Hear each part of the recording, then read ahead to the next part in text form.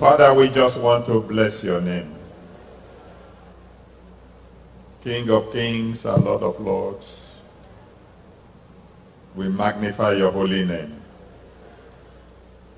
There's no one like you. You are greater than the greatest. You are better than the best. You are higher than the highest. You are richer than the richest. You are older than the oldest. You are wiser than the wisest. Glory be to your holy name, Lord. Accept our worship in Jesus' name. And Father, I'm using everyone here today as a point of contact for all those who are listening to us by television and on the internet. Every one of them, bless them in Jesus' name. Let every one of us live here today singing a new song. And Father, by the time the sun rises, let everybody here have a testimony. Thank you, Almighty God. In Jesus' mighty name we have prayed. Amen. Let somebody shout hallelujah. You may please be seated. God bless you all. I beg me when I sit down. God bless all of you now. I want to thank God for your lives, and I want to thank God for the message that we have already received. I want to thank God for our life, and I want to thank God for all the message when we saw the year before. I believe that God has spoken to many of us. I believe say God already talked to many of us. And I believe that whatever problems have been pursuing us from our Father's house, I believe those problems are gone forever. And I believe say all those wahala, all those problems when we see they pursue us from our papa and mama house, I believe say those problems they don't go and they don't go forever. I can't hear your amen. And if you hear on amen, oh. I know this is a country where everything is on credit. I know say this na country when we say everything when you do they on credit. But don't give God an amen that is on credit. I may not give God credit, amen. Let me hear your amen. Make I hear on amen. All right, that's better. That's better. That one day better. Oh. The theme for our convention, as you must have discovered by now, is the unshakable kingdom. The theme for this our convention when we say they do as soon I don't know before. Now kingdom when be say you no go fit shake at all. And like I explained to those of you who are here on Wednesday, the word kingdom is made up of two words. As I don explain to now some of una when be say dey on Tuesday, this word kingdom na two words that make this word kingdom. King and domain. The king and the place when be say they rule. And so when we talk about kingdom, we are talking about a king's domain, the area of influence of the king. When they talk about kingdom, they talk about that area when we say the king they rule. And so the solidity of a kingdom is determined by the solidity of the king. How that kingdom come strong reach, how that kingdom come dey powerful reach, that thing come depend on how the king himself dey strong reach and how the king dey powerful reach.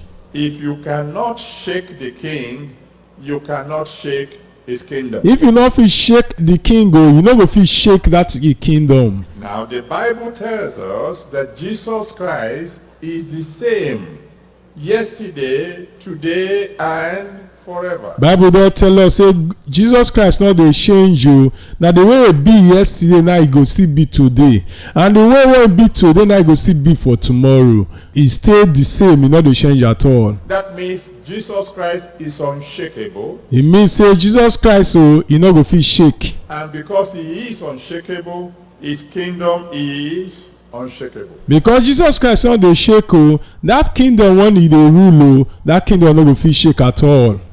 And so I have good news for you tonight. I get good news for every one of una wey dey hear me now.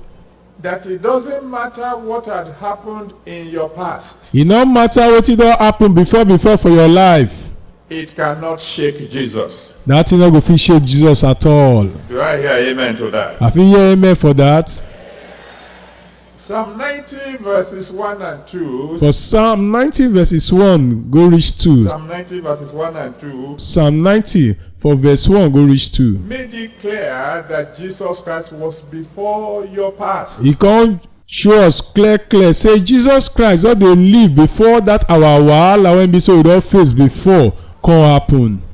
Before the mountains in your life were brought forth. Before that wahala katakata come happen for your life, Jesus Christ don already dey live that time. He was God. Because na him be God. Whatever had happened in your past, it doesn't matter how terrible it may be, it can't shake Jesus Christ. E no matter that thing wey be say don happen for your life before, e no matter how bad that thing be reach you, that thing no go fit shake Jesus Christ. It doesn't matter how many sins you have already committed. E no matter how many sins you don commit before. When you come to Jesus Christ, it's not going to look at how horrible your sins are and shake. When you come to Jesus Christ, so you no go look at that your sins when you say you don sin before, how a plenty reach or how a bad reach, and that thing will come make am dey shake. As a matter of fact, 1 John chapter 1 verse 7. For 1 John chapter 1 verse 7. 1 John chapter 1 verse 7. 1 John chapter 1 verse 7. Made it clear that his blood cleanses from all sins. He can't explain to us well say the blood of Jesus Christ na him be that thing wey be say dey fit dey clean person from every sin. So it doesn't matter how many sins you have committed. I have good news for you. E no matter how many sins you don commit to, I get good news for you. If you come to him today, there is enough power in his blood to wash you clean. If you carry your body come give am today, e get plenty power to come clean you from all those your sins. It doesn't matter how many curses have been pronounced on you in the past. E no matter how many curse they don curse you before for your life. According to Galatians chapter 3 verses 13 and 14. For Galatians chapter 3 verse 13 go reach 14. Galatians 3 13 and 14. Galatians chapter 3 verse 13 go reach 14. Jesus is more than able to redeem you from all curses. Jesus Christ, he get all the power to come deliver you from that curse when we say they don curse you. Whether the curses came from your father's house, from your mother's house, whether na from your papa house that curse come from, or na your mama house that curse come from, from your husband's house, from your wife's house, or na from your husband house, or na from your wife house. In the name that's above every other name, those curses are destroyed tonight. For the name wey be say big pass every other name, that curse don turn to nothing for your life in Jesus' name. And it doesn't matter how long your history of failure is. E no matter how many times you don fail before. It cannot shake Jesus Christ. That thing no go fit make Jesus Christ dey shake. In John chapter 5 verse 2 to 9. For John chapter 5 verse 2 go reach 9. John chapter 5 verse 2 to 9. John chapter 5 verse 2 go reach 9. The Bible tells us that there was a man who had been sick for 38 years. The Bible come tell us say one man dey when be say dey sick for 38 years. He had made several efforts and had failed several times. He don try make e get well, and as he dey try na so fail he dey fail. But when Jesus came on the scene, the entire history of failure was cancelled in one day. When Jesus Christ come show himself to am, that failure when be say e don dey fail before, everything come dey cancel, e come get success. I'm saying to somebody here today, I dey talk to one person life today. It doesn't matter how many times you have failed. E no matter how many times you don dey fail before. In the mighty name of Jesus, you will fail no more. That mighty name of Jesus, so you no go fail again. I say you will fail no more. I say you no go fail again. One of my daughters shared a testimony with us just before we came. One of my girl pikin come share one testimony with us before we come reach here. Highly qualified and yet no job. This my girl pikin go school well and he get many certificates too, but upon not all this one he no get any work. What should they do? He wrote several applications, attended several interviews, and the answer is the same. She don write many letter make dem give her work and she don go many interviews so that dem go give her work but the answer wey she dey get na the same. She no dey get the work wey she wan get. You will hear from us And she never heard from them again. The answer wey they give am say, no worry madam, go, you go hear from us. Na so e go be, she no go hear anything from them. Then one day she came and we prayed a simple prayer. One day she come meet us and we come pray one simple prayers. And she went away believing God that the day that her tide would turn had already come. She can't leave us, so can't go, can't believe say this thing when be say we pray for with her, God don answer her and things don turn around for good for her life. Within 1 month, she got 7 job offers. For inside 1 month, now 7 different companies they call and say, madam, I beg if you come work with us. And because the favor of God located her that day, that's why I asked you to pray that prayer first.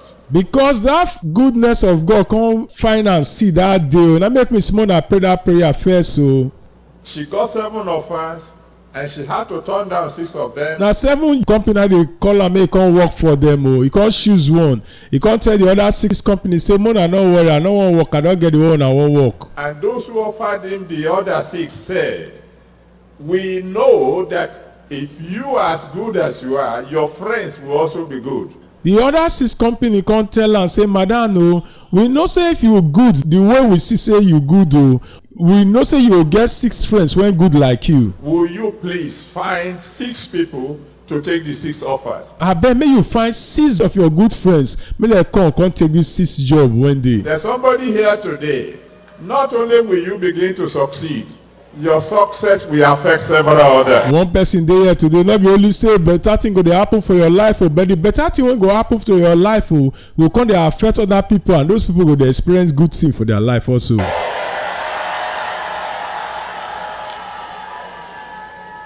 Your present needs, no matter how many they are, cannot shake Jesus Christ. Wetin you want now, no matter how plenty that thing be reach you, that thing no go fit shake Jesus Christ.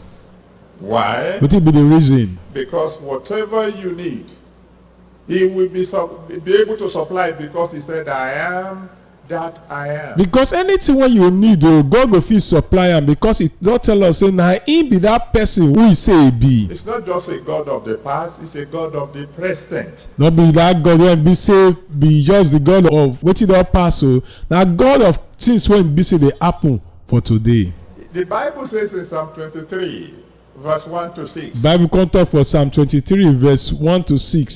Psalm 23 verse 1 to 6. Psalm 23 verse 1 go read 6. He said, "The Lord is my shepherd." He said the Lord that be the person wey be say dey guide me. Not was, not just will be, but is. Not be the person wey be say don guide me before, or the person wey be say go come guide me later, but na the person wey be say dey guide me now. My shepherd, and I will not want. And because he dey guide me, I no go lack any good thing. And everything you can ever need, if you read Psalm 23, you will see that they are listed there. Everything wey be say you need for this life, as you read Psalm 23, you surprise say that thing dey inside that place. The food you need is provided for. Na food you want, God already provided am for you. The water to drink is provided for. That water wey be say you need to drink, God already provide am. The sleep you need is provided for. For you to get good sleep, God already provide am. The guidance you need is provided for. That direction wey be say you want, maybe say God dey give you, God already provide am. The protection you need is provided for. For God to come protect you, God already provide that protection before now. The correction you need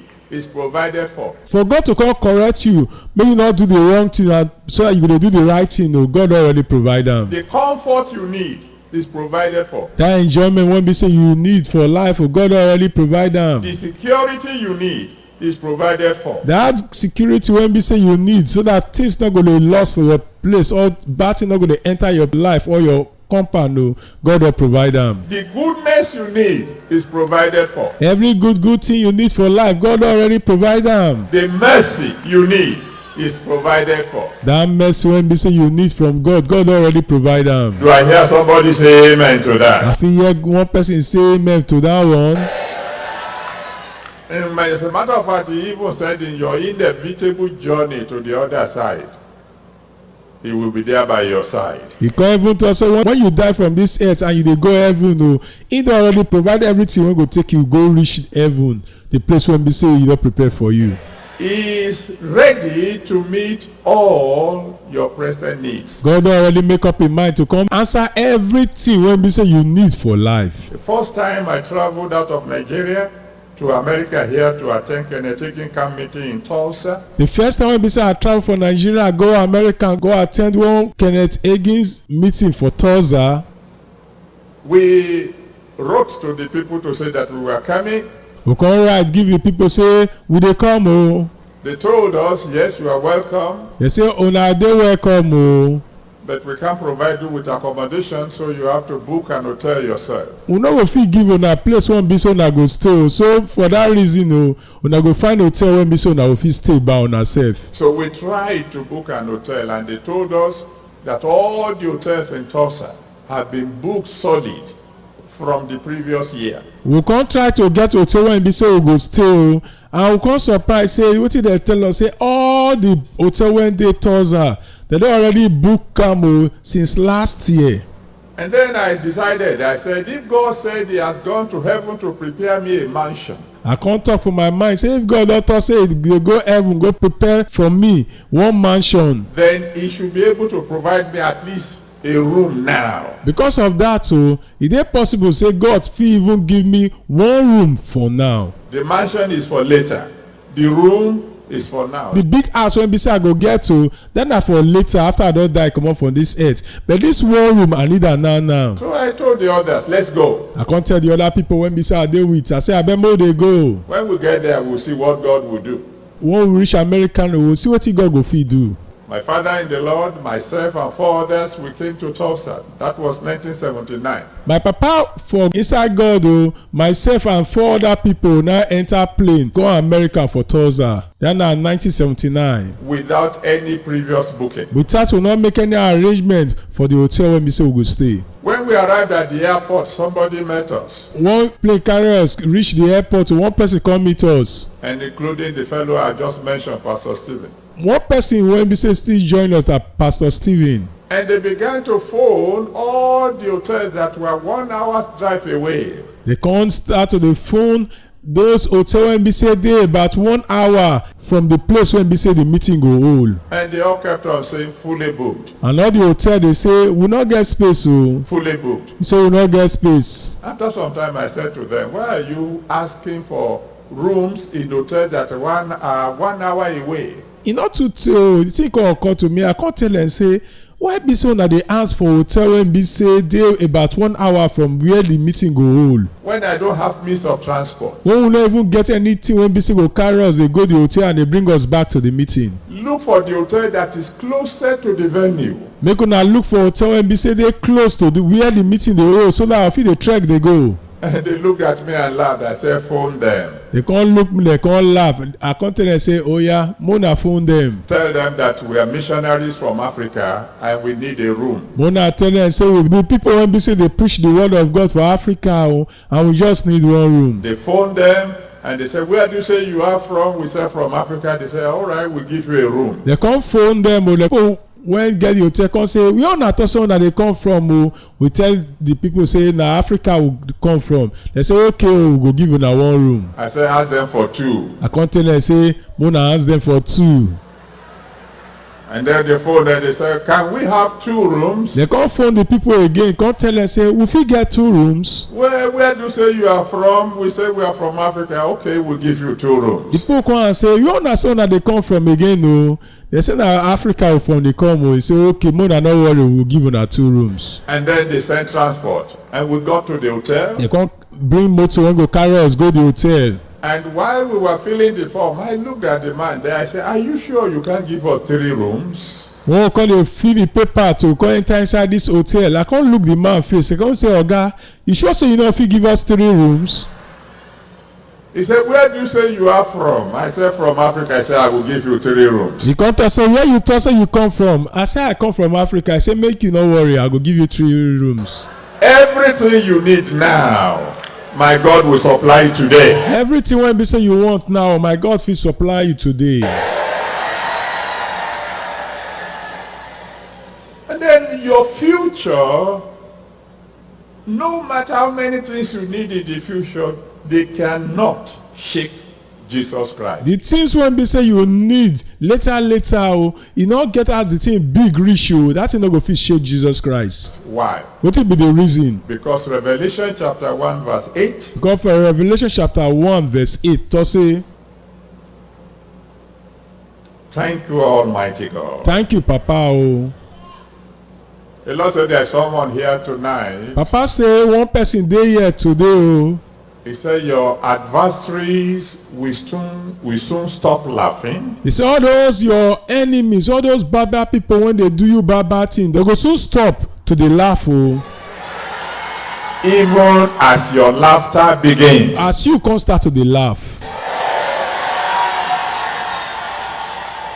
Revelation chapter 1 verse 8 says, Revelation chapter 1 verse 8 to say, is the Alpha and the Omega. he say na him be the Alpha, na him be the Omega. Where you are going is already there. Where you dey go, God don already reach that place. Everything that's going to happen in your tomorrow, He already knows. Wetin go come happen for your life later, God already know. Everything you need to reach the goal that He has set for you, He has already prepared. Everything when be say you need to come reach that place when be say you get for mind to reach you, God already prepare am. That's why I am prophesying to someone here today. Na make I dey talk for one person life here today. It doesn't matter what the enemy may try. E no matter wetin the enemy dey try to do o. You will reach your goal in Jesus' name. You go reach that place when be say God already plan for you to reach in Jesus name.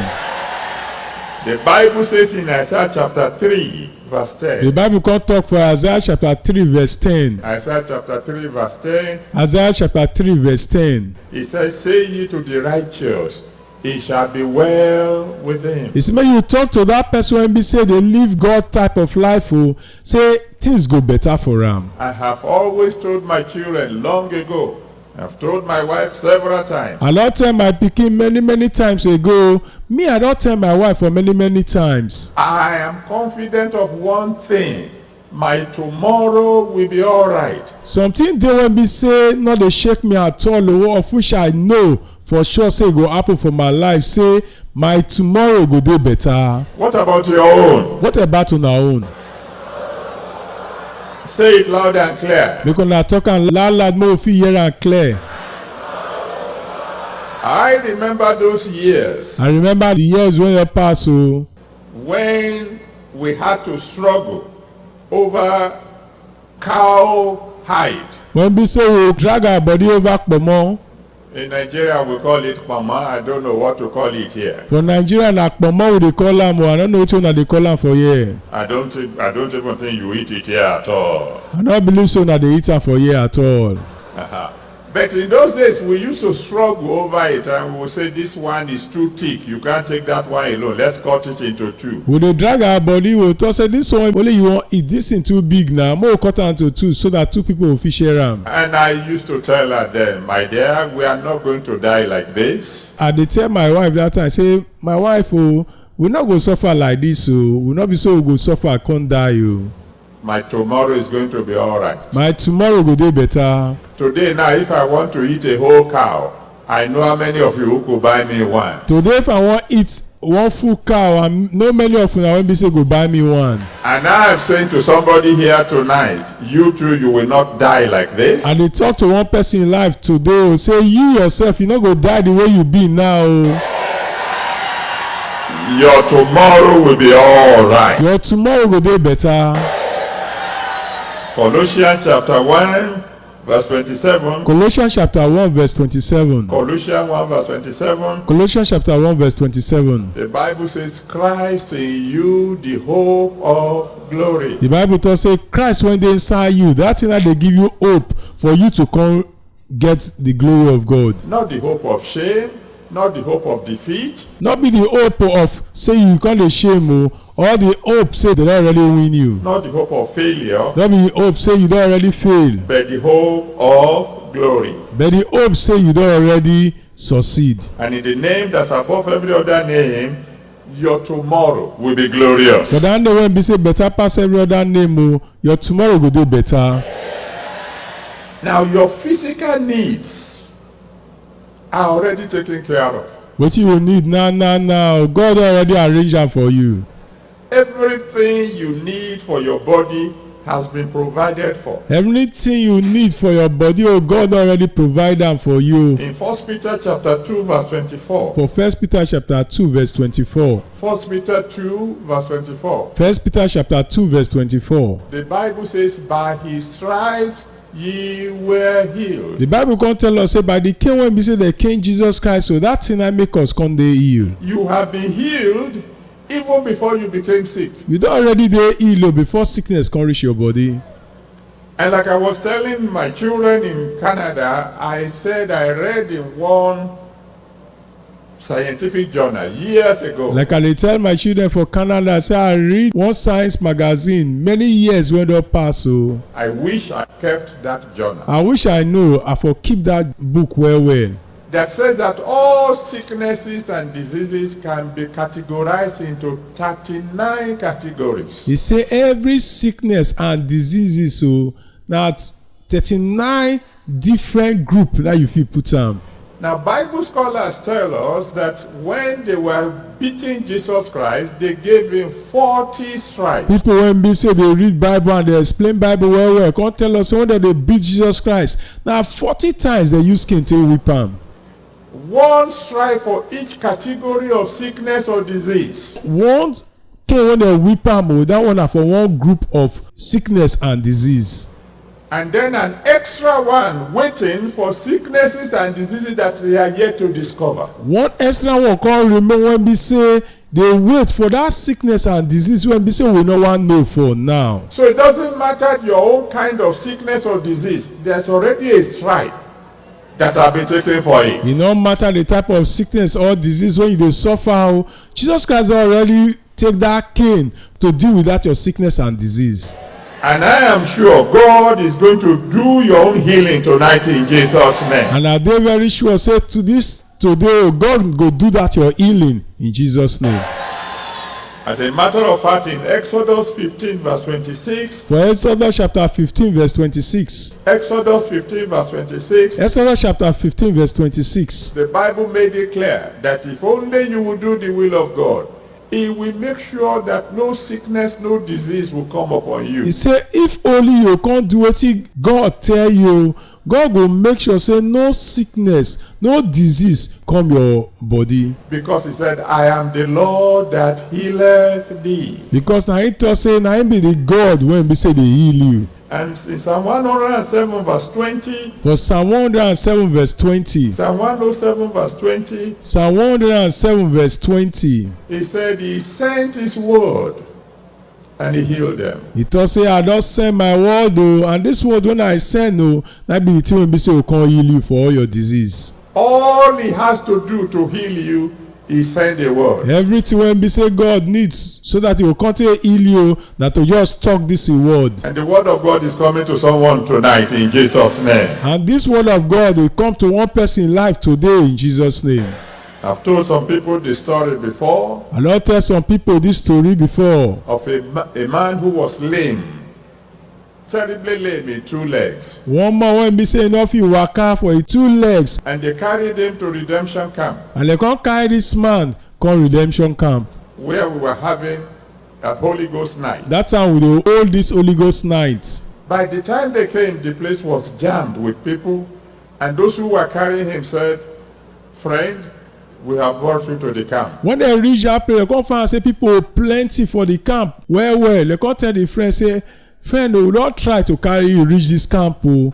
We can't go further carrying you. Even walking without carrying you is a problem. So they dropped him on the ground and they said, well, when we finish, we'll come back for you. We know if they carry, they go everywhere. One bit so they go. I beg we go drop you for ground here. When we don't finish the meeting, we will come back and meet you here. And the man lifted up his eyes to the Almighty God and said, God, you see me here. This man come carry eye, look God. Say, God, you dey see me for here. Oh. You see where they have dropped me, but you can see me. You see the place where be say the Lord drop me, oh, but you fit see me. And the Almighty God spoke to me while I was preaching. I said, there is a man in the congregation who said, God, you see me here. God come talk to me when I dey preach, say, one man there among the plenty people when they here. When to say, God, you dey see me for here, oh. He said, tell the fellow, yes, I see you. May you tell that person, say, I dey see am, oh. And I will answer your prayer. Say, I go answer that your prayer. And immediately, of course, the man shouted where he was. And immediately the power of God hit him. As he come be, when this man hear this word, he come shout well. He not too tall, that power of God come knock him. And suddenly he began to feel some sensation in his leg. He not too tall, he come dey find out say his leg dey shake. And he looked down and he saw his leg stretching out. As he look his leg, oh, he come find out say the leg come dey straight. And before you knew it, he was standing on his feet. He not too tall. As he come be, oh, the man come fit stand with his leg. Singing and dancing. The man come dey sing, come dey dance. When the program was over, the friends came looking for him where they left him. When the program come finish, the friends come dey look for the man where they leave the man. And they couldn't find him, but they tapped them on the soldier from behind. He said, are you looking for me? They come surprise, say, not see the man where they drop the man. Oh. At once now this man come touch them for back, say, una dey look for me? There's somebody here tonight. One person dey here today. Your testimony will be bigger than that one. Your testimony go dey bigger than this one when be say we just talk. Oh. And then, thank you, Father. Thank you, Papa. The Lord said there's someone here tonight. He said, I will not just deliver you. Papa God say one person dey here today. Oh. He say, I no go only come pull you out from the trap of the enemy. Oh. I will use you to deliver many. I go still use you. Maybe say you fit do many people from the trap of the enemy. Your physical needs are already catered for. What you need physically, God already provide them for you. Your emotional needs are no problems to him. God already provide what you need for that your feeling. In Matthew chapter 11 verse 20 to 30. Matthew chapter 11 verse 28 go reach 30. Matthew 11 20 to 30. Matthew chapter 11 verse 28 go reach 30. He said, come unto me, all ye that labor and are heavy laden. He say, more like come meet me all of now when be say they carry heavy load, oh, and that load they press you. And I will give you rest. He say, I go come give you a rest. He said, if only you will come and learn of me, take my yoke upon you, learn of me. If only you can't come and you can't learn what I dey tell you to do. He said you will have peace for your soul. You can't get peace for inside your soul. I am saying to somebody tonight who is having a troubled mind. And they talk to one person here when we say in mind they troubled. From this moment onward, peace in Jesus' name. From this time, oh, now peace you go get in Jesus' name. In John chapter 16 verse 24. For John chapter 16 verse 24. John 16 verse 24. John chapter 16 verse 24. He said all you need to ask for your joy to be full is ask him. He say everything when be say you need for this your joy to come plenty well, oh, make you just ask him. You want joy? You are tired of sorrow? Speak to him. If you don't tire for the kata when they happen to your life, oh, may you talk to God. And he said he will give you joy and your joy will be full. He say him God go come give you joy and this your joy go come plenty well. He said, are you tormented by fear? In Isaiah 41 verse 10 to 13. He said now fear dey trouble you. Isaiah chapter 41 verse 10 go reach 14. Isaiah 41 verse 10 to 13. Isaiah chapter 41 verse 10 go reach 14. He asks that you should fear not. He say may you not dey fear again. He said because I will help you. He say because na me go help you. He said all those who are causing you fear, all those who are incensed against you. He say all those people wey be say dey make you dey fear, oh. He said they shall be as nothing. He say all those people go be like nothing. He said you will look for them and you will not find them. You go look for them and you no go see them. I thought somebody would say amen to that. I think say one person go talk say amen to that, oh. And do you know that he can take care of any storm? You know say you go fit take care of any wahala wey dey your life. In Mark chapter 4, verse 35 to 41. From Mark chapter 4 verse 35 go reach 41. Mark 4, verse 35 to 41. Mark chapter 4 verse 35 go reach 41. The Bible tells us that when he was in the boat and he was sleeping, The Bible tell us when Jesus Christ dey that boat and he dey sleep, and there was a storm, and there come be wahala for river. the disciples woke him up, and he got up and spoke a word. The disciple come wake am up o. When he get up, he come go meet the river. He come tell the river one word. And said, "Peace, be still." He say, "Peace, be still." And immediately everything was calm. In order to everything come dey quiet. And the disciples came to him and said, "What manner of man is this, The disciple come meet am say, which kind person be this? that even the wind and the sea obey him?" Even wind, sea, they dey obey am. I am believing God for someone here tonight. It doesn't matter how terrible the storm you are passing through may be. And they believe God for one person wey be say dey here today o. E no matter that wahala, that katakata wey be say you dey face for life. From tonight onward, there will be peace in Jesus' name. From today o, na peace you go dey get for your life in Jesus' name. I've told stories of storms that have been true. I don tell una many story of the wahala katakata of wetin I don face before. I told the story of the first time I went on a cruise, I don tell una the first when be say I enter one fine ship go enjoy myself. and everything was good for the first 6 days. Everything dey okay o, everything dey quiet for the first 6 days o. We had more than enough to eat, and everything was just fine. We get enough food to eat and everything dey go well. But then on the 6th day, there was a storm. For that 6th day we come get one heavy storm. And I mean a storm. This storm is big well well.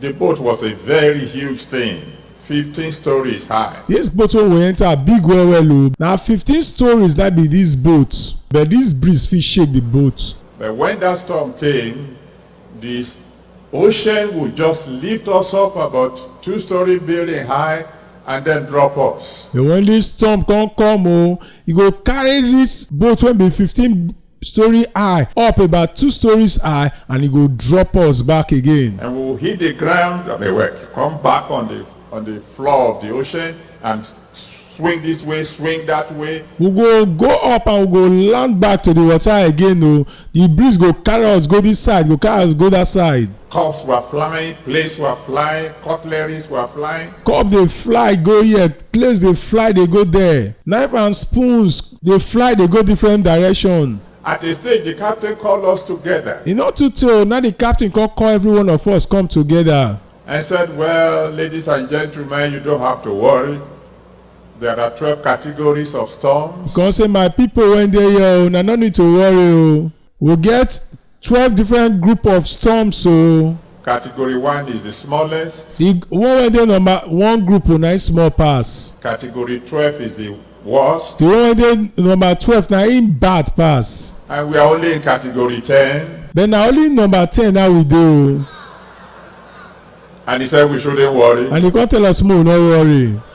He said, everybody just go to your room and stay there. One of una go na room, una go stay there.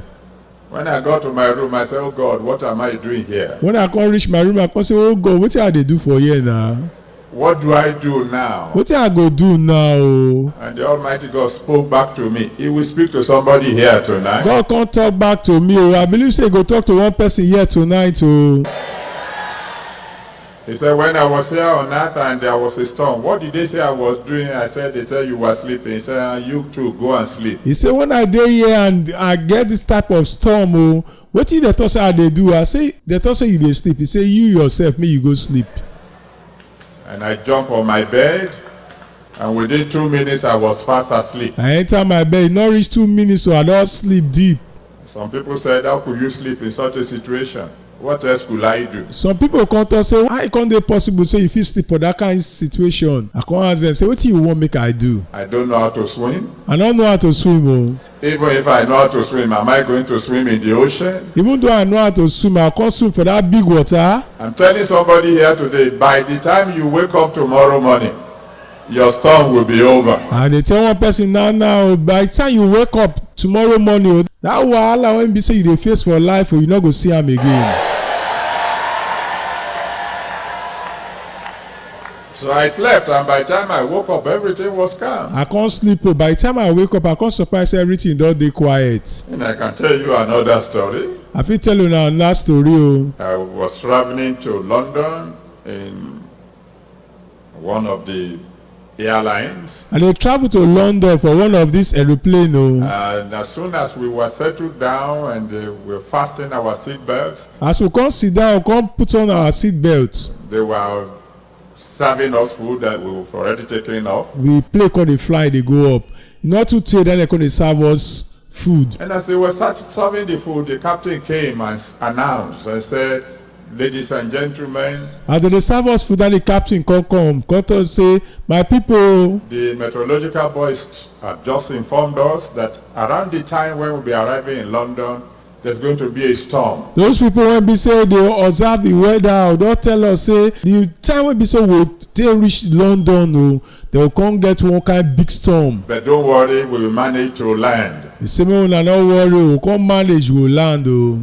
The man sitting next to me, as soon as he heard that information, froze. The man wey be say dey sit near me, as come hear that word he come be like who dey turn ice water for him body. He couldn't eat his food anymore. This man no fit eat his food again. I was a young man then, I mean much younger then, and I was very hungry, so I just began to eat. I dey young that time hungry beat me well. Because of that I come start to dey eat. And the man was looking at me with pity. This man come dey look me, dey sorry for me. He thought I didn't understand English, that I didn't hear what the captain said. This man think say I no dey hear wetin dem dey talk. So I finished my food, and then I look in his direction. I said, "Sir, you are not eating." When I finish my food, I come look in direction. I come say, "Oga, you no dey eat." He looked at me and said, "You mean you understand English?" He come look me say, so you dey understand English? I said, "Yes." "You heard what the captain said?" I tell am, I say yes. He come to say, so you hear wetin the captain talk? I said, "Yes." I say yes o. "Sir, you are not eating." He said, "No." "Can I?" I come tell am say, "Oga, you no dey eat." He say no. I come tell am say, I fit help you eat your food? And he said, "Yes." He come to say yes o. So I took his tray and I gave him my own empty one. I come take this man tray with all the food I come give am my empty tray with the empty plate o. And I finished the food. And I come finish the food. When we got to Heathrow, the captain came back and said, When we come reach Heathrow, the captain come back and talk say, "Ladies and gentlemen, the meteorological boys have deceived us. my people, these people when they study the weather, they don't deceive us. The storm that is supposed to be in London is in Scotland." That storm when supposed to dey London na Scotland e dey. I looked at the man. I look the man. He looked at me. The man come look me. He can't get his food back. I've already eaten that one. This man no go fit get him food again because I don already eat the food. But then I heard God say to me clearly, "Son," I come hear God tell me clear say, the meteorological boys were not wrong, these people dey study the weather, they no dey wrong o. but because of you, I diverted the storm. See na because of you, I carry the storm go another place. And I want to prophesy to somebody here today. I wan talk for one person life here today o. Every storm coming your way shall be diverted in Jesus' name. Every storm wey dey come your way go another place in Jesus' name.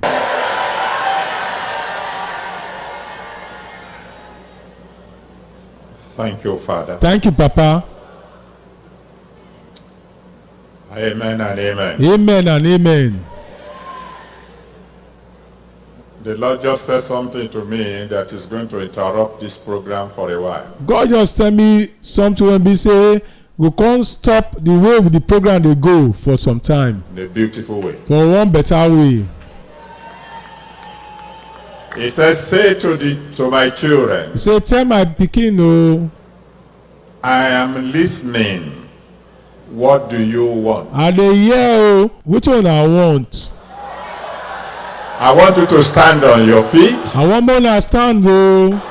and talk to the Almighty God. Tell him now, right now. I want more understand, more tell God which one I want now. More tell am now. He said, "What do you He want?" talk say wetin una want. It's up to you now to tell him. and you hand the day to tell am wetin you want.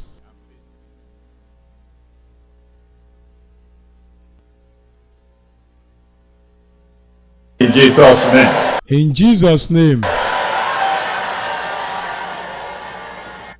Put our hands together for the Almighty God. Una clap una for the Almighty God. You may be said, I mean, if we go home now, I think the whole thing is already done. Una sit down una believe say if we go house now we believe say everything wey be say we want we don get am. What else do we want? Wetin be the thing wey be say we still want? He has already heard, He don already hear us, and the answer is on the way. and the answer to wetin we want to e dey road dey come. I think you should congratulate your neighbor and just say congratulations. I believe say you suppose to shake hand with your neighbor to tell am say congratulations o. I rejoice with you that you came. I dey happy with you say you come o. Thank you, my Father. Thank you papa. Thank you. Thank you papa. So your physical needs are already catered for. So wetin you want physically o God already provide am for you. Your emotional needs are catered for. The need of your feeling God already provide am. And then your spiritual needs are already catered for also. Those things wey be say person no dey fit see when be spiritual things God don already still provide am for you. Do you need deliverance? Na deliverance you want. The Bible calls him the Lord of hosts. The Bible dey call am the God of hosts. And there is nothing that is too hard for him to do. And e no get anything wey be say hard well well wey be say e no fit do. It doesn't matter how many demons have been bothering you. E no matter how many demons dey wey be say dey trouble you. In Mark chapter 5 verse 1 to 20. Mark chapter 5 verse 1 go reach 20. Mark 5 verse 1 to 20. Mark chapter 5 verse 1 go reach 20. The Almighty God set a man free who had at least 6,000 demons inhabiting him. The Almighty God come set one man free when be say e get at least 6,000 demons when be say e dey inside body dey live. And he restored his destiny fully. And he come make that man be that thing when be say he wants that man to be originally. I believe that the destiny of somebody is already restored tonight. I believe say that thing when be say God don arrange for your life to be, God already make am make you be that thing now in this morning. But I know once in a while there are some of us who are not even in need of all these things. I believe say some of us there when be say we not need all these things when be say we don't talk. We are healthy by the grace of God. Our body dey well by the grace of God. We are free. The Lord has set us free a long time ago. We dey free because God don deliver us many years when don pass. By the grace of God, we are not poor. He's already meeting all our needs. By the grace of God, we get money, we no dey poor. God dey supply us everything wey we want. But our hunger is for the power of God. The wetin we really want na the power of God. The anointing to do mighty things for God. But that anointing to do big thing for God. How many of you are in that category? How many of you want the ability to raise the dead, for example? How many of us dey that group of people? How many of us want that anointing so that we fit dey raise people wey don die? Anyone like that? Yeah. Anybody like that when dey this place? Well, God is going to surprise you even tonight. God go surprise you even today o.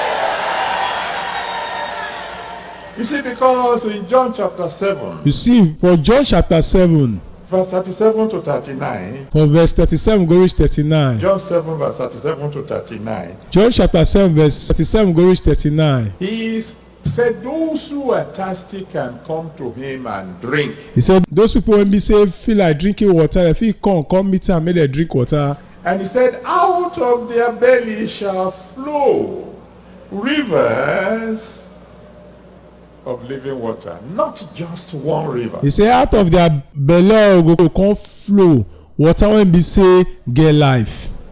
Thank you, Father. Thank you, Papa.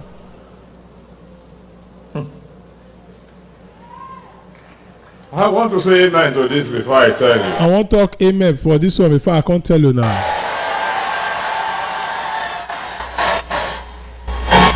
The Lord said there's someone here tonight. He said, the sun is about to rise in your family. Papa God talk say one person dey here this today o. The sun wan rise up on our family o. And it will never set. And the sun no go down again.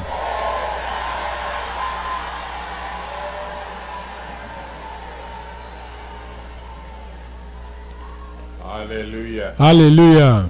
Well, if I don't preach anymore, it's already done. If I not come preach again though, wetin we dey believe God for, we don already get am. Daddy says there's someone here tonight. Papa God say one person still dey here tonight o. And I want to say amen and amen today. I wan say amen and amen to this one o.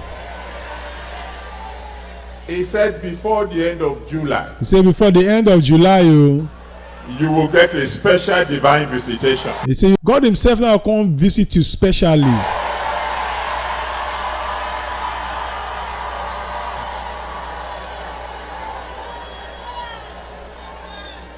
Oh my, thank you, Lord. Thank you Lord o. The Lord said there's someone here tonight. The Almighty God talk say one person dey here today o. He said all those who promised to help you had failed. Everybody wey be say don promise to help you, all of them don turn their back, they no gree help you again. He asked me to tell you, I will not fail you. He say me myself o, I no go turn my back from you o.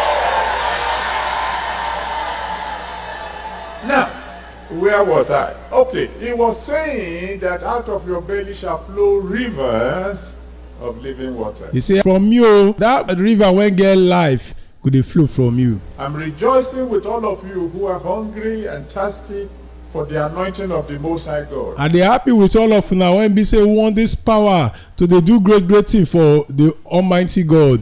Today we mark a new beginning in your life. Today go start new thing for una life o. I remember when I was just a very young I Christian remember when be say I dey young for Christianity o.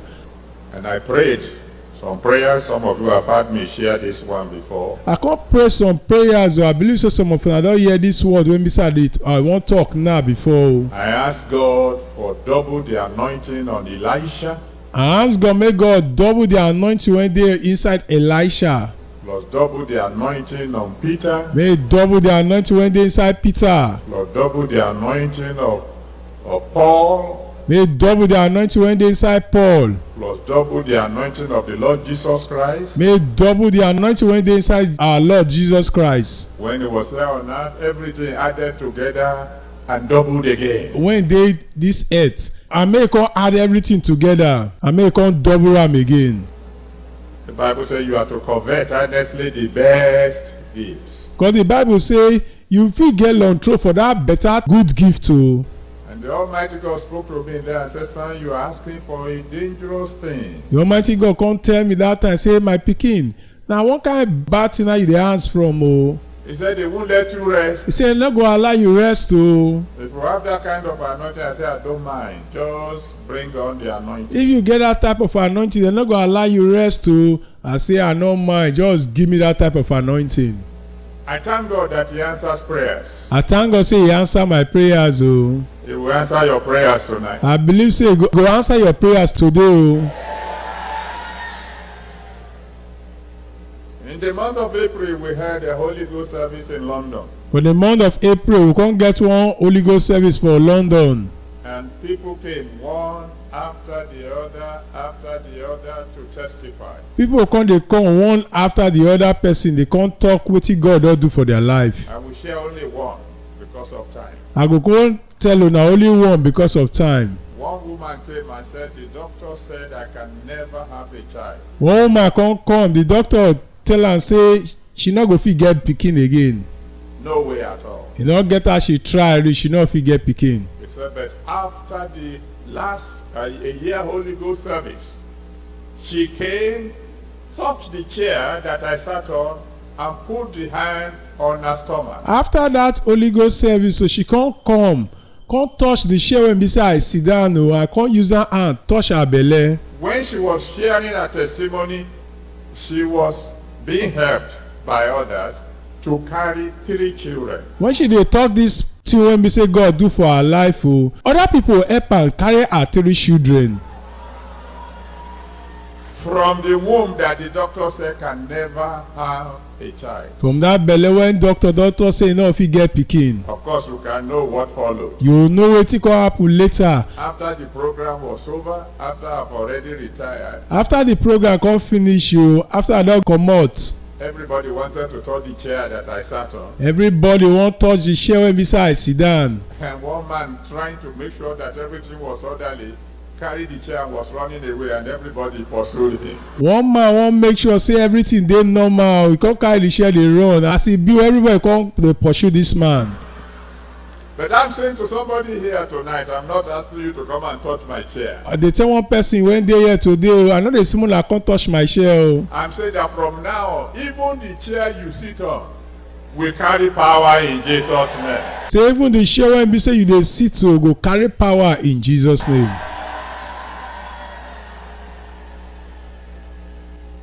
It is sufficient for you to have Jesus Christ. Na everything wey be say you need o for you to go get Jesus Christ. But it's not just sufficient for you, it's also sufficient for your family.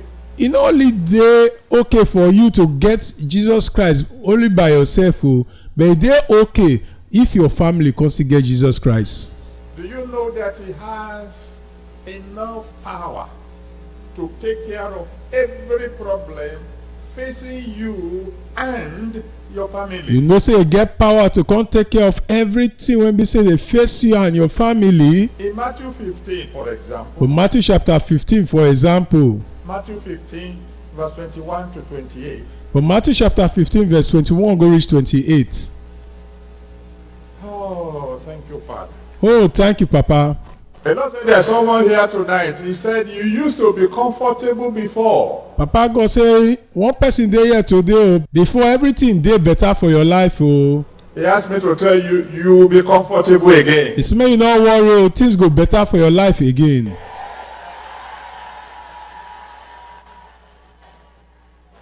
Oh Lord, thank you, Father. Oh God, thank you, Papa. The Lord said there's someone here tonight. He asked me to tell you, he said very soon there will be no trace of suffering left in your life. Papa God say one person dey here today o, it's make I tell you say e no too tey o. You go look and you no go see any sign of say you suffer for your life again. So Matthew 15 verse 21 to 28 tells us the story of a woman whose daughter was grievously vexed of the devil. Matthew chapter 15 verse 21 go reach 28. E tell us of one woman wey be say devil dey deal with, e get pikin well well. It wasn't the woman, it was the daughter. No be the woman devil dey deal with o, na the woman get pikin. But when she came in contact with the Lord Jesus Christ, after a little bit of discussion, Jesus spoke a word. But when she come meet Jesus Christ, after he and Jesus Christ don talk small talk, Jesus Christ come tell her one word. And even though the daughter was not present, she got her deliverance instantly. Even though the daughter no dey that place when they talk o, the daughter come dey well that same time. Every member of your family that is not here today, even as you are receiving your miracle, they will get their own in Jesus' name. Every member of your family wey be say no dey here today o, even as you dey receive your own miracle, they themselves go get their own in Jesus name. Is sufficient for your family. God dey enough for your family o. One of the testimonies that we had only last month before we began to come One testimony wey be say we hear only last month before we start to dey come o, was of a woman who had a daughter. I mean, the daughter was sick. They discovered that the daughter was limping. na about one woman wey be say get one daughter and the daughter dey sick and the daughter come dey jump dey waka. And she wasn't born like that, so they took her to the hospital and they examined her and they discovered that she had a tumor in the brain. No be so dem born this girl pikin o, but we come carry this pikin go hospital, they come find am say this girl pikin get something wey dey grow for her brain. And somebody advised that they should take the girl to India for an operation. So they took the girl to India for an operation. One person come advise them say make una carry this girl go India for operation. They come carry this girl go India for operation. By the time they finished the operation, the girl couldn't even walk anymore. By the time they come finish this operation, no, this girl dey waka before, no fit come dey waka again. She couldn't walk, she couldn't see, she couldn't talk. This girl no fit waka, no fit talk, no fit see. So the woman carried the child back in great sorrow. This woman come carry this pikin come back from India with pain and sorrow for her heart. At least this child walked to the hospital. Now she had to be carried back in a wheelchair. Before I carry this girl go India for operation, this girl walk but now wheelchair I go dey carry this girl here and there dey go. And then she came to the camp straight away and came to a Holy Ghost service like this. As e come be, this woman come straight to camp. E come one Holy Ghost service like this one. And suddenly God spoke. E no too tey like God come talk. How many of you know that God knows your problem? How many of una know say God know una problem? Do you believe He is going to meet your needs tonight? You believe say God go meet una needs tonight? God spoke and said there was someone in the congregation who needed a new brain. God come talk say one person dey among these people wey gather here that person need good new brain. And God said He's giving that fellow one. And the woman jumped and said, Almighty God, in this crowd you found me out. And God come talk say dey give that person one. This woman come jump up come say Almighty God, for this many people wey dey here you can't even see me and you can't answer my prayer. To cut a long story short, when she was sharing her testimony, she brought the child to the stage. The child is running about and shouting and jumping. To cut long matter short, so when she come dey share the testimony, she bring this her girl pikin come, and this her girl pikin dey run here and there, dey shout, dey praise God, dey thank God. What the enemy has destroyed in your life, you get a replacement today in Jesus' name. That thing wey be say enemy just scatter for your life, God go give you another new one today in Jesus' name. It's enough for your family. It's enough for your friend. Jesus Christ dey enough for your family. Na him still dey enough for your friend. In Genesis chapter 12 verse 1 to 3. For Genesis chapter 12 verse 1 go reach 3. Genesis 12 verse 1 to 3. Genesis chapter 12 verse 1 go reach 3. Among the promises of God to Abraham is that I will bless those who bless you. Among the things wey be say God come tell Abraham say I go bless those people wey be say don already bless you. And I'm claiming that particular blessing for every one of us here today. And I dey take that blessing for every one of us when be say dey here today. That all those who wish you well, it will be well with them. So everybody when be say they want your life to dey better, it go dey better for them. You know, when I read Luke chapter 5, Luke 5 verse 1 to 7. When I read Luke chapter 5 verse 1 go reach 7. And I hear this, I read the story of Peter. And I can't read about the story of Peter. Fishing all night and catching nothing. When he go fish all through the night and enough he can't catch anything. One of the things that first of all caught my attention was that the Bible said there were two boats. And Jesus chose the boat of Peter. One thing when be say can't enter my mind as I dey reach the thing be say the Bible tell us na two canoe na dey the river that time. And Jesus Christ na Peter boat na he can't choose. And I used to wonder, why was it that it is Peter's boat that he chose? What about the other people? I can't dey wonder why be say na Peter boat he can't choose. Why be say not choose the other person boat? Until the Holy Spirit said, wait a minute, finish the story. The Holy Spirit come tell me say take am easy now, read the story finish. After all, when Peter caught the fish that he caught, his boat alone couldn't carry the fish. He had to beckon to the others. When Peter come catch the fish when be say he catch, he boat no fit carry all the fish o. He come beg the other boats make come help am carry the fish. God said, when I bless you sufficiently, you'll be a blessing to others. God say if I bless you well, you yourself will come be blessing to other people. I'm claiming that for you now. And they agree that one for you now. And so shall it be in Jesus' name. Say na so it go be in Jesus' name. Thank you, Almighty God. Thank you, Almighty God. There was a prophecy. I can't remember whether in Toronto or Calgary. What day when we say God tell us word of prophecy? I don't know if you remember whether not Toronto or Calgary. And it was so sweet. And this word when you hear am, body go sweet you. That I prayed to God. God, can I take this prophecy across to America? I come ask God say, Papa God, this word dey good o. I fit carry this prophecy go America also. He's just reminding me now. He just dey remind me now. That he had granted my request. Say he don answer my prayer. What was it that God said? Wetin be that when God talk? God said there is someone in the congregation. Say one person dey among una when dey here. He said one day very soon, when people ask you, why are you so happy? One day not too tey when people come ask you say why you dey happy, You will answer and say, wait and see. you go tell them say abeg make una wait make una see.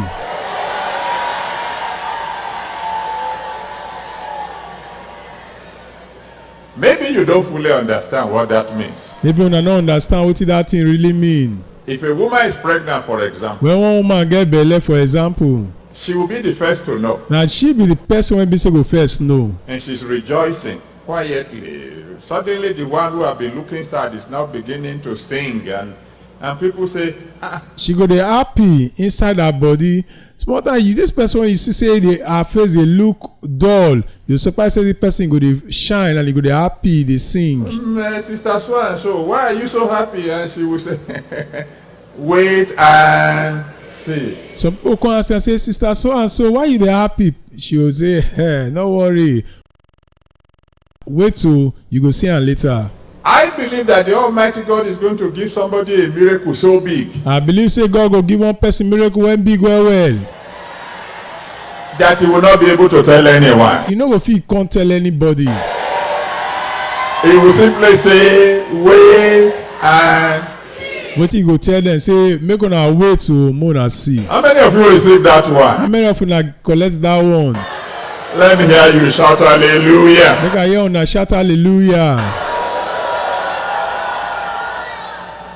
I was talking about God being sufficient even for your friends. And dey talk of God say e dey enough for even for your friend. And that reminded me of another testimony we had only last month. I'm just sharing this one because they are fresh. This one come remind me of one testimony wey be say we just get just last month. I just dey share this one o because this one dey new. To tell you that our God is moving mightily in Nigeria. To tell you say God dey move well well for Nigeria. And what he's doing there, he will replicate here today in Jesus' name. Wetin God dey do for Nigeria I go do am for here in Jesus name. A man said that we were having, April is a special Holy Ghost service for children in Nigeria. April na the time wey we dey get special Holy Ghost service for children. In April, we bring all our children to the camp to pray for them and anoint them. For April we bring all our children to camp to pray for them and come anoint them. And so this man invited a neighbor and said, why don't you come to the Holy Ghost service? There's a special Holy Ghost service for children. This man come invite him neighbor say why una no come the Holy Ghost service? They get special Holy Ghost service for children o. And the woman looked at him and said, how can you invite me to that kind of program when you know that I am barren? The woman come look the man say why be say you go invite me come that type of program when e be say you see say I no wan fit born pikin? And the man of God said, come, you never can tell what God will do. The man of God come tell am say come o you no fit know wetin God go fit do o. So she came. The woman come. And as is characteristics of the Most High God, God picked her out. As e come be the way God dey do things so God come select this woman. And the word of God came and said there was someone in the congregation who said, oh God, how I wish my children are with these children. God come talk say one person dey among these people when they talk say oh God I wish my pikin come dey among these children when be say don come outside. And God said, I have already heard your cry. God come tell am say I don already hear wetin you dey talk o. To cut a long story short, that month she became pregnant. To cut long matter short o that very month this woman come get belle. And then went abroad to deliver. This woman come go overseas go born the pikin. And as his friend was coming to the Holy Ghost service, she had a phone call And this friend dey come to the Holy Ghost service so she come get phone call from London. from London. Congratulations, your friend has delivered. Congratulations o your friend don born pikin o. And she said, good. And as we normally do in Africa, we ask, male or female? She come say thank God o as we dey do for Africa I come ask na boy pikin or na girl pikin. And the answer came, both. And the answer come say na the two. And he said, wonderful, you mean she gave birth to a set of twins? They said no. You come say that great o so You mean say na two pikin na the woman born, they come tell am say no. What do you mean no? Wetin you come mean say no? More than 2, they say yes. They say more than 2, they say yes. 3, no. He said, which means there be 3. They tell am say no. 4, no. He say okay, maybe there be 4. They come tell am say no. How many? 5. He come ask them say okay, how many pikin o? They come tell am say na 5 o. There is somebody here today, when you share your testimony, One person dey here today, when if you come share your testimony o, everybody will shout for joy. everybody go shout for joy o.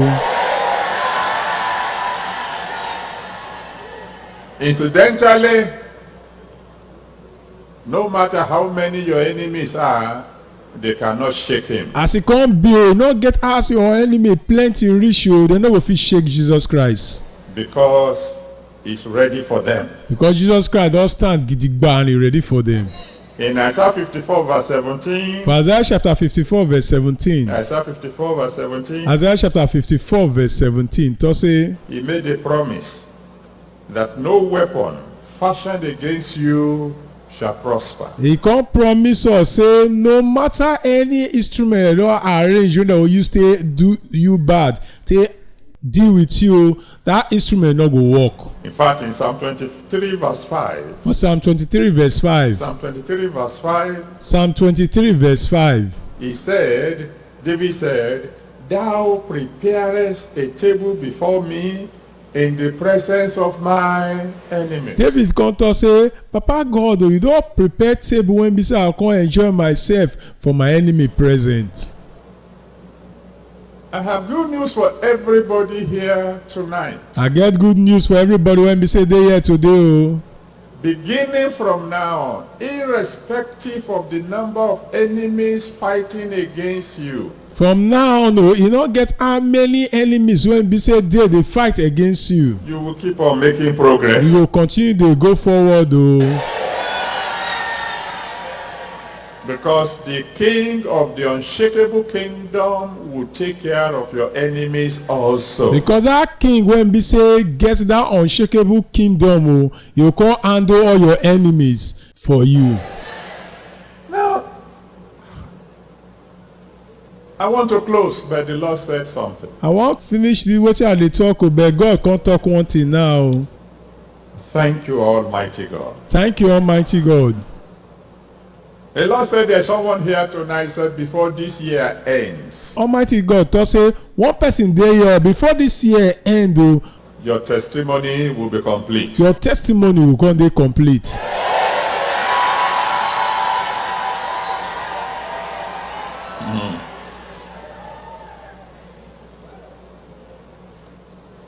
Daddy asked me to remind you of what happened in Luke chapter 5 that I mentioned just now. Papa God come want make I remind una of wetin happen for Luke chapter 5. That place wey me say I just mention not too tey. You know, after Peter caught that big catch of fish that filled 2 boats, After Peter come get that plenty catch of fish wey be say fill 2 boats o. the Bible says in verses 8 and 9 of Luke chapter 5 The Bible come talk for verse 8 and 9 for Luke chapter 5. that he went and fell at the feet of Jesus Christ and said, depart from me, because I'm a sinful man.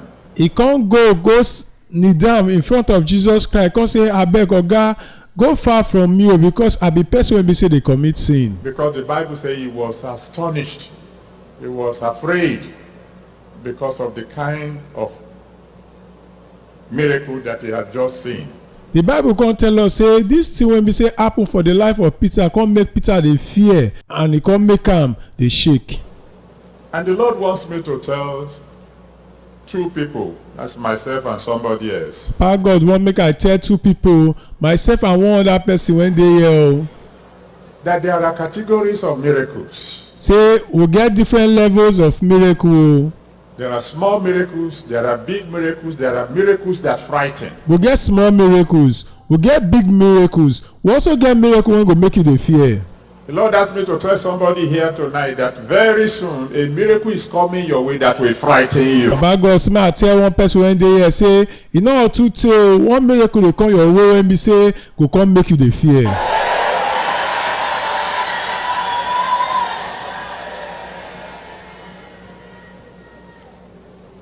Oh my. He said one more message for somebody tonight, and that one is definitely for me. God say one more message still dey for one person today o, and I believe say that message na for me. By the time I tell you, you will know. By the time I tell you, you come know say na me. Because he said there's someone here tonight. Because he talk say one person dey here today o. He said you will continue to shine. He say you will dey shine forever and ever o. Now if you are that one, I think you should get up on your feet and just bless his holy name. If you be that person, I want may you stand up or may you start to dey bless the holy name of God. There is kingdom. It is an unshakable kingdom. One kingdom dey o, and that kingdom na kingdom wey be say no dey shake at all. The king of that kingdom tells us what we must do to be part of that kingdom. And the king of that kingdom don tell us wetin we go do for us to be part of that kingdom. He said in John chapter 3, from verse 3 to 8. He come tell us for John chapter 3 verse 3 go reach 8.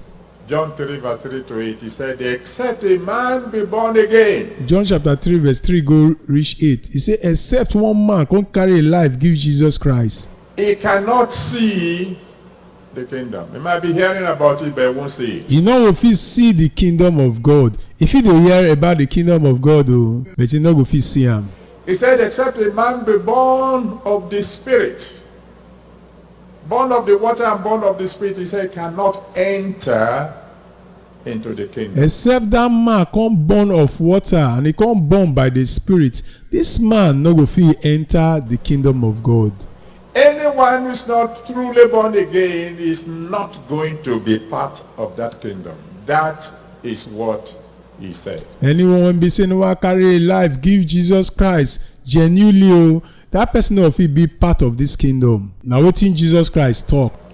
Now after you are born again, After you don carry your life give Jesus Christ o, there are some very serious conditions that you must satisfy if you are to end up in that kingdom. many things dey wey be say you must do so that you go come dey qualify to come fit enter inside that kingdom.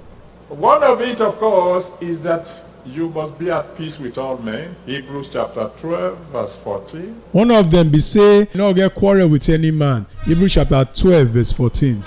He said, follow peace with all men. He say make you dey at peace with every man o, And then holiness, and after that make you dey holy. without which no man shall see God. That is the word of God. Without these things o, you no go fit see God at all. Na the word of God be that one. So it doesn't matter what any preacher may say. If it contradicts that, you know that that preacher is a preacher of a different gospel from the gospel of the Most High God. E no matter anything wey be say the preacher of God don talk. Once you know say wetin he talk different from this one wey be say the Bible talk now, make you know say this preacher dey preach message wey different from the word of God. You must be born again if you are to see the kingdom. You need to give your life to Jesus Christ if you wan see the kingdom. If you are to end up in that kingdom, you must follow peace with all men, and you must live a life of holiness. If you go enter that kingdom, you must make peace with every man. You no go dey quarrel here and there if you go enter that kingdom. If you do not meet these conditions, you will not be part of this unshakable kingdom. If you no fit meet this qualification o, you no go fit be part of this kingdom wey be say no dey shake. Let me remind you one more time. Make I tell una one more time o. The power of this king is unshakable. The power of this king e no dey shake o. He can do the impossible. If he do that thing when be say people think say e no go fit happen. He can reverse the irreversible. If he turn that thing when be say people think say e no go fit turn around. There's nothing he cannot do. He can even produce children out of rocks. Nothing dey when be say e no go fit do. He go even fit bring pikin from stone. That's what the Bible says in Matthew chapter 3 verse 9. And wetin the Bible tell us from Matthew chapter 3 verse 9. He can even make dry bones live again. That's how much power he has. If he make those bones when be say don dry kakaraka make dem come dey live again, that go show the type of power when be say he get. And his love is unshakable. The Bible says, having loved his own, he loved them till the very end. The love when he get for you, e no dey shake at all. The Bible tell us say after I don love you own, he can't love them till the end. But don't let anybody deceive you. His standard is also unshakable. May you not let anybody deceive you. The qualification when be say e don put for someone to enter this kingdom, e no go change am o. It doesn't matter what any evangelist may say on television. E no matter anything when be say any evangelist or pastor come tell you for television. It doesn't matter what you may be hearing. Anybody who says that God will change his standard for you because we are in a modern age is deceiving you. E no really matter what you dey hear. Anybody when tell you say God go change his standard for you because we dey modern age, that person na lie dey lie for you. He was holy before you were born. Jesus Christ dey holy before you come dey born. He is holy now. He will be holy forever. He dey holy and he go dey holy forever and ever. Anyone who is going to walk with him must be holy. Anyone when be say go continue dey work with this God must dey holy. He said, be ye holy for I am holy. Na him talk say make you dey holy the way you see me dey holy. He says in his word, he said, can two walk together except they be agreed? He come talk for a word say two people go fit work together except they come agree within themselves. I know that in this part of the world now, anything goes. I know for this part of the world say anything when be say just come out to people dey accept am. A man can marry a man. Man fit marry man. And he can adopt a child. If he go buy pikin. The problem I have with that is, who is going to be the mother Wahala una get with that one say na who go come be the mama of the two? of the two men. Even a woman can marry a woman. Now woman fit marry woman. And they can adopt a child. Which one is going to be the father? And dem fit go buy pikin. But na who go come be the papa? It is possible now for somebody to even be gay E dey possible for someone to come become gay and be a pastor. and he come be pastor. God have mercy. May God sorry for us o. Makes you wonder which church is he going to pastor. We go come dey wonder which kind church this person go come dey pastor. Let me make it clear. Make am clear for you well well. Because only God knows when Jesus will return. Because na only God know when Jesus Christ go come take come. Jesus may come back before we meet again. Jesus Christ fit come back before we come meet again. If he returns, I want to see you in the kingdom. If he come back before then, I wan see you for a kingdom. If you don't clean up your act, If you no make your heart dey clean well well. if you don't forsake the way of sin, if Jesus comes today, you are not going with him. If you no carry sin throway comot from your heart, if Jesus Christ come today, you no get with the way you take follow am go. No, you are not going to say amen to that one. I know so na not talk say amen to that one o. But that is the truth of the matter. That one na the truth of everything.